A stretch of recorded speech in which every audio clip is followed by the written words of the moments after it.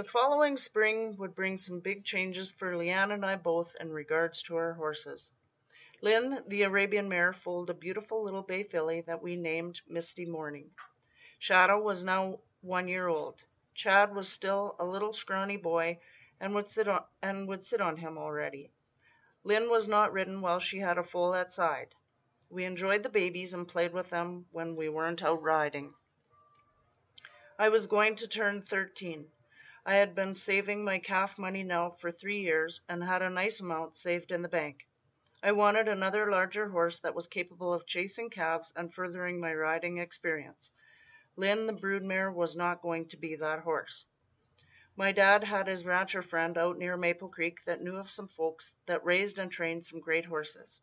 On May 2nd, 1982, Dad and I went with his friend 130 kilometers west of us near Maple Creek to visit the Elliott Ranch to see if they had a horse suitable for me. I don't recall riding more than one horse, as only one stood out. He was a registered quarter-horse gelding, stood a massive 16 hands high, bright sorrel in color with a wide white blaze and 2 socks on his left side. He had this oval-shaped roan patch on his right cheek, which made him unique. I took one 20-minute ride on him and fell madly in love. Dad, his rancher friend, and I drove back into Maple Creek, where we left the horse trailer and went for lunch to discuss if this was going to be the horse we were going to purchase. The price tag was $2,000 for a 6-year-old ranch broke roping horse. Dad's friend assured him this was a great horse for that price, and the Elliots backed their training. I had half that amount saved and let my dad know that this was the horse I wanted. Dad agreed to pay the balance of the horse, and Raisin Porter would be registered in my name. We went back to the ranch after lunch, completed the purchase agreement, filled out the registration transfer, and loaded Raisin into the trailer to come home with us. I was so proud when we got home and unloaded Raisin. I promptly saddled him with the new roping saddle that Dad bought for himself, which fit Raisin perfectly. It took a lot of muscle to heave-ho that 50-pound saddle onto a 16-hand-high horse, even if I was 5'6" tall already. I had to ride over and show my best friend my new horse. With her trusty Polaroid camera, Leanne took the first photo of me on Raisin, the day we brought him home. The pride on my face shines as bright as the copper on Raisin's glossy hide. Raisin turned 6 3 days later, and I turned 13 on the 24th. Toby was still our favorite bareback anybody can ride mount, and this enabled me to invite friends that didn't own a horse over to come riding with me. My first summer with Raisin was awesome in that I rode him every possible chance I could get when we weren't working. That year seemed to be my best year, but my worst year for some reason. So many stupid things happened. Raisin was the best part of the whole year. On my birthday, we cut down all of the poplar trees except for 3 in our yard at the farm. We had 2 rows of other trees too, but they were pokey elms and silver birch. I couldn't climb them.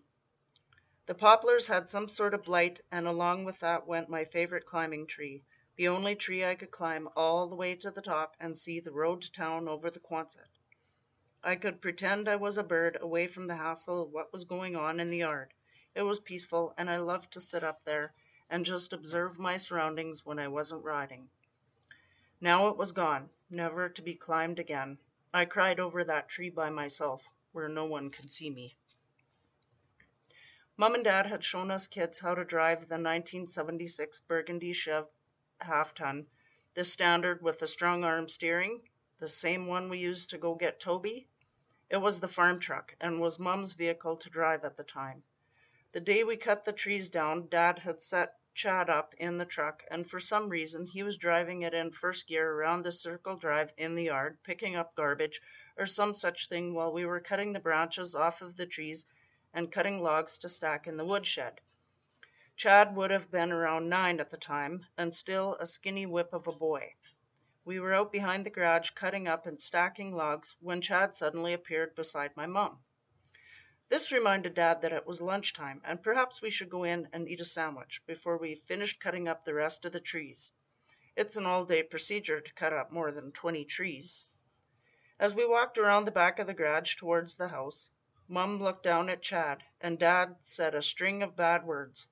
There between the trees sat the truck sideways in the driveway, with the big diesel storage tank smashed on top of the hood of the truck, which was where it had stalled. Dad was mad. Chad got a spanking right there and then, and was told he got a spanking not because he accidentally drove into the tank, but because he didn't come tell Dad he had an accident. Right beside the diesel tank was the gas tank, still on its stand, which was good because gas is more flammable than diesel, and any spark could have caught fire and blown up the whole dang farm. The diesel tank stand now had a broken leg, and the tank was right full of fuel. It had leaked about a cup of diesel out of the cap onto the truck hood. Lunch was forgotten for the time being. Dad went and got the bobcat and some chains and tried to lift the tank off the truck hood. But the bobcat didn't have enough horsepower to lift the tank when it was full of fuel. A quick phone call to Leanne's dad, and he came right over with his front-end loader. Between the two pieces of equipment, they were able to lift the tank upright again. They used some big blocks of wood and a concrete block to level the tank where its missing leg was. To this day, the diesel tank is still blocked up and sitting crooked in the driveway entrance to the yard at the farm. The big dent in the truck hood got hammered out with a sledgehammer, patched up with some pale purple Bondo, and smoothed out, and that was how the truck stayed until it was sold. These two things remained as a reminder to fess up when you had an accident. After that, if we had a wreck, whether it was accidentally on purpose or not, we went and told Mum or Dad right away. No one was too severely reprimanded for stepping up to the plate and admitting a wrong. That summer, starting at the end of the school year in June, we cut the 80 acres of alfalfa hay at Leanne's parents' farm, plus our own 22 acres. It was the first year I remember having to ride the Stuker, but I had my brother Chad to ride with me while Mum drove the tractor. At the time, we had a 9-foot hay bine and a square baler. We square baled everything. Now, a Stuker is simply a chunk of iron on wheels that stacks 6 square bales into a triangle. There are 3 bales on the bottom, 2 on the next layer, and 1 on the top. This piece of machinery is hauled attached to the square baler, and once you have 6 bales on the Stuker, you are supposed to be able to pull a rope to trip the Stuker forks and leave the bales in a neat stook behind you in the field to be picked up with an attachment that goes on the bobcat. This fangled contraption was supposed to make picking bales off the field easier. Dad figured this was the cat's meow. Ha! Dad was running his construction company, so that left Mum and us kids at home to do all this haying. Dad would help in the evenings after work and haul hay home on the weekend. The rope for the Stuker trip didn't work. First of all, Mum wasn't strong enough to pull it, and then the rope broke. The bales wouldn't always land right in the Stuker, and then it would leave a big mess of bales behind, so that just wasn't working. Dad figured Chad and I could ride the Stuker, and that would fix everything. Chad stood on the off side of the bale Stuker, and I stood on the side where the trip lever was. There wasn't much to stand on. A 4x4 square steel tube about 14 inches long was where we stood. As the bales came out of the Stuker, they slid up a sheet of metal and onto the Stuker when the bales fell onto the Stuker forks. Chad and I had to make sure that the bales were straight, and when we had 6 bales on the Stuker, I had to kick the trip lever to leave the bales in the field behind us and reset it for the next 6 bales.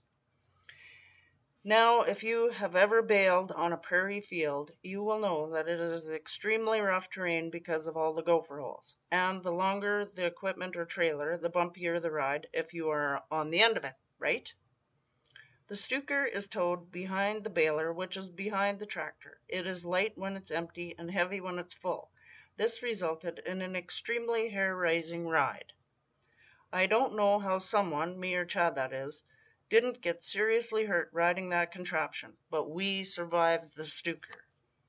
We baled and stooped 2,500 bales of first cut and 2,500 bales of second cut that year.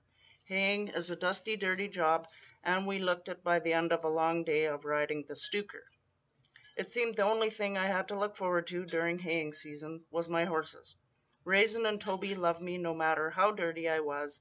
They thought hay smell was good. That was only the half of it. Then we had to pick all the bales up and stack them. My dad hooked up his blue 1-ton Chevy to his gooseneck flatbed trailer, and then we had a stacking crew and a driver.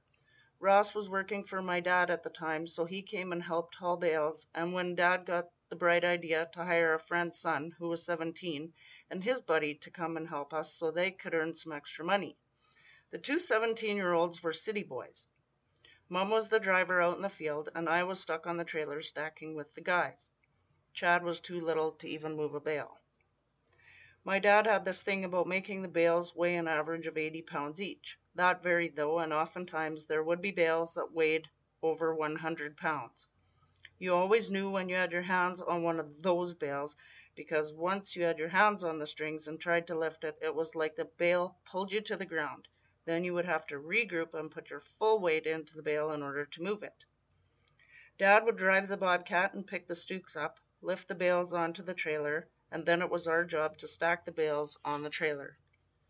Once the trailer was full, we would drive it to where we were stacking the bales on the south side of the corrals.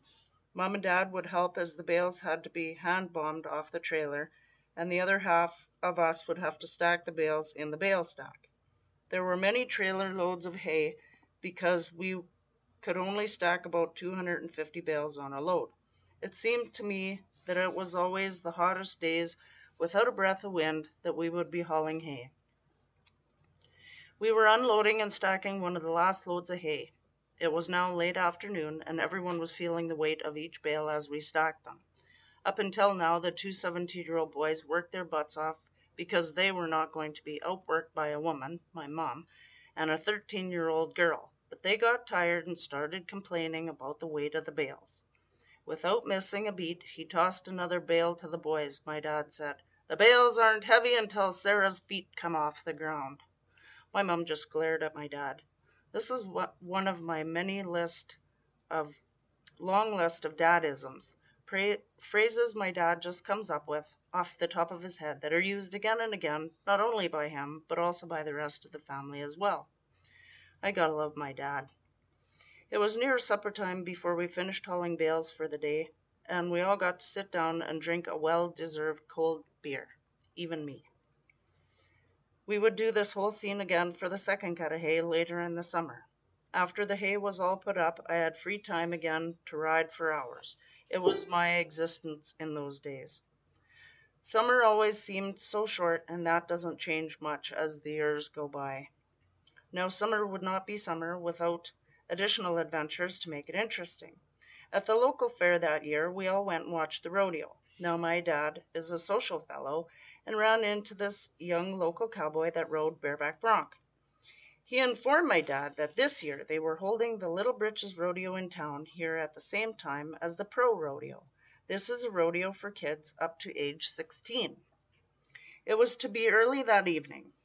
I think Dad had one too many beer and may have mentioned something to the effect that his daughter was quite a rider, but we hadn't brought my horse with to the fair and he wasn't sure which events I would want to compete in. I don't know how or what all transpired while the two of them visited, but somehow I ended up getting entered to ride bareback bronc in the Little Britches Rodeo that day. Now this local cowboy wasn't very tall, about the same size as me, so he borrowed me his bareback rigging, his glove, chaps, and spurs, and ended up being my assistant behind the chutes. I'm thinking, man, how did I get roped into this one? My dad and his big mouth, maybe?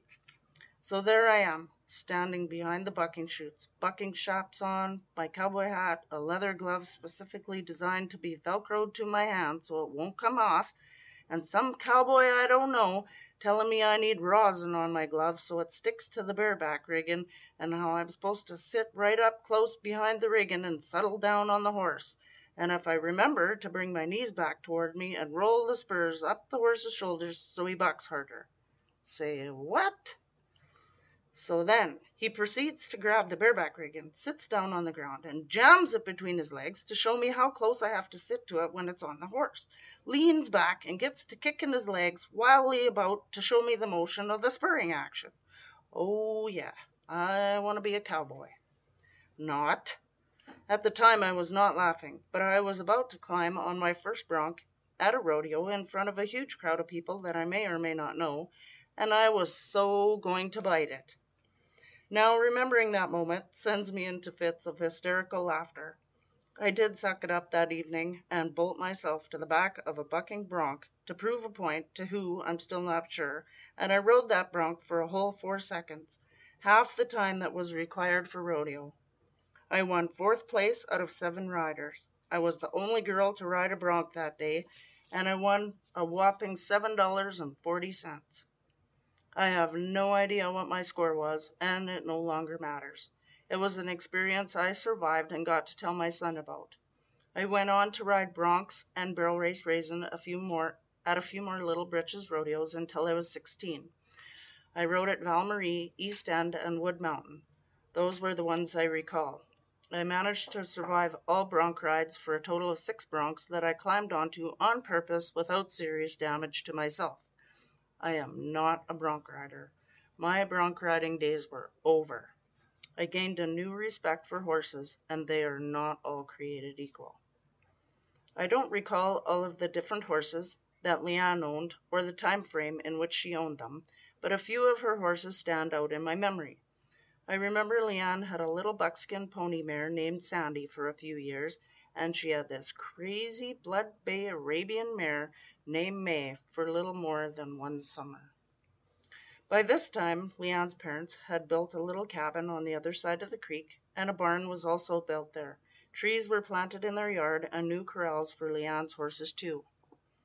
Leanne's friend from Gravelburg had come to visit that summer. Her name was Verla. The 3 of us girls were out enjoying a warm July afternoon just playing with the horses. Now, May was beautiful. She had the sculpted, perfect Arabian head with a perfect star in the center of her forehead, a gracious, curved neck, the body and legs to match with one tiny hind sock, a gorgeous black flowing mane and tail coupled with her bright blood bay coloring, a stunning sight to see. I loved the look of this mare. Who wouldn't want to ride a horse as beautiful as that?